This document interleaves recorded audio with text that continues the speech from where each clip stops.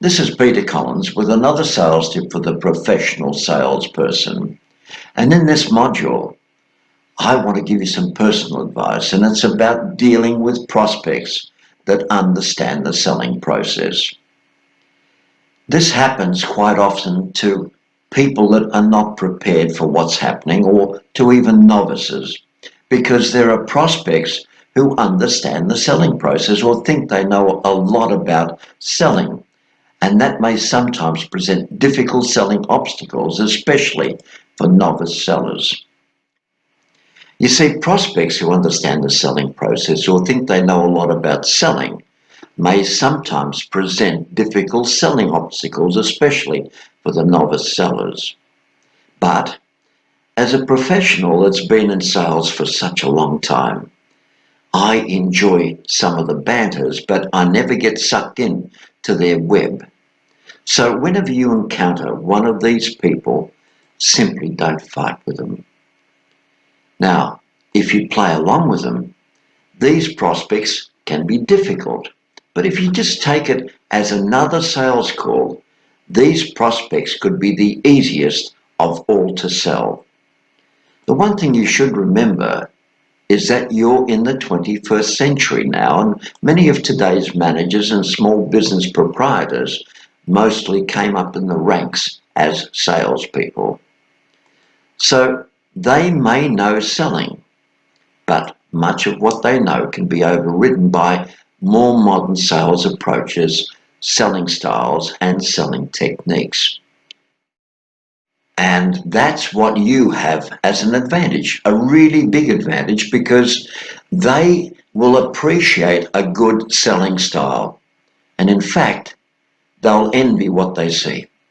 I'm the same. When I see somebody really sell well, I just lay back, or metaphorically, and absorb as much as I can, because I know I can learn from that. And these people are the same. And once they're drawn to what you can do, it's like them being drawn to some form of magic, because whatever you've got to sell, they'll buy. I've even used the term that you can sell the pants off these type of people. And you know what? It's true. The more you care for and respect your prospect, the better job you'll end up doing for them. You don't believe me? Well, the next time you present to a high-profile personality, be it in business, the arts, sports, or even the social scene, just monitor the level of care you extend to them. The fact is, if you only put the same amount of effort into every call you made, your sales as well as your income would soar overnight. I want to share something that is not well known, but it is well known amongst the top professionals in the industry. Because just as an elite athlete has a game plan for everything they compete in, you too as a professional salesperson should also have a sales plan in the form of a written sales call objective for every call you make as well. Now, if you don't, you can't really expect to be the best in sales either in your company or in your industry. I want to bring a few things to your attention, because in a recent study of 10,000 people that determined why consumers frequent the business they do, price rated fifth. On a scale of 5, price rated fifth. Selection rated fourth. Service rated third. Now here's a surprising one, quality rated second. And the most surprising of all was that confidence rated first. So let me go through these again. Price rated fifth, selection fourth, service third, quality second, and confidence first. Now, the people in the survey simply stated they would patronize the business they had confidence in. Therefore, what is a commitment that you've made to increase your consumers' confidence level in you or even your business? There never has been nor ever will be anything to match your total commitment to your business to help bolster consumer confidence. Your consistency is not only a key factor to your commitment, it's a vital factor. And you should remember that if others become more assured in you simply because they see a consistency of commitment, their confidence level will also rise, and the more confident they become in you and your business, the more likely they are to become and also remain your clients. A reasonable amount of caution is a sensible thing, because only a fool would be without caution. But to listen to your fears when seeking guidance on any subject whatsoever is quite another matter. In fact, it's bordering on the ridiculous. My advice is to consider everything with caution, but only accept advice from your beliefs and not from your fears. And if you do that, you'll live a far better life. And that is fact. I want to explain how you can call a prospect's bluff, especially if they're skeptical. Yes, you can call the prospect's bluff and get away with it 90% of the time.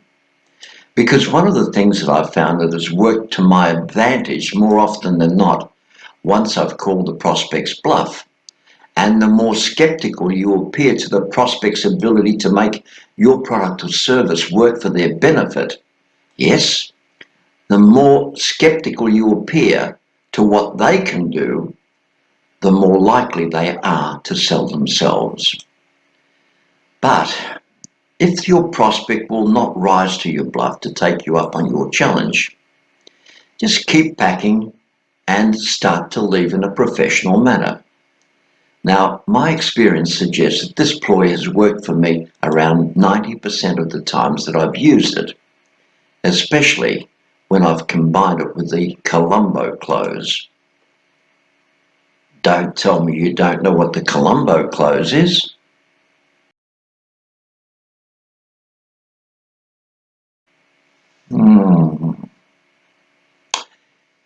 Just one more thing. Or you can do it softer. Just one more thing that I forgot previously.